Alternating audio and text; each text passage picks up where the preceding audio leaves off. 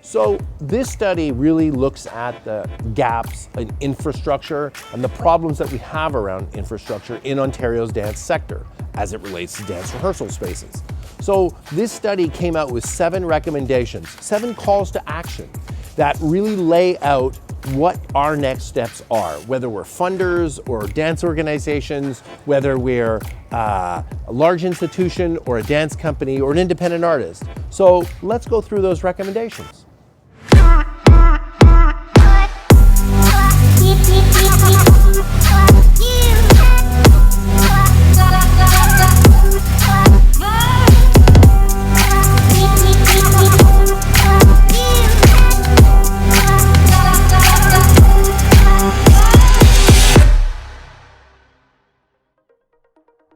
In spring 2021, after the closure of Dovercourt House and Dance Makers, Duo was approached by Canadian Heritage to lead a research study and needs assessment on dance rehearsal spaces in the province.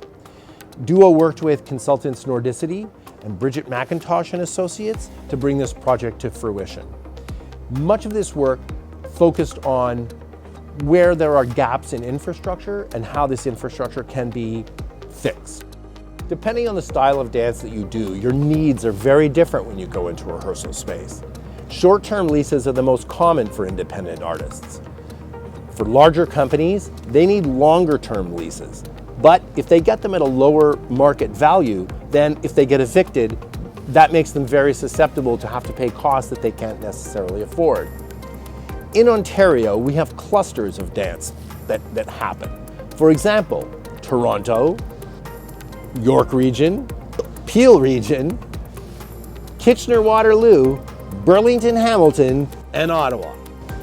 These are popular areas, but this leaves parts of our province with no infrastructure or very little infrastructure at all.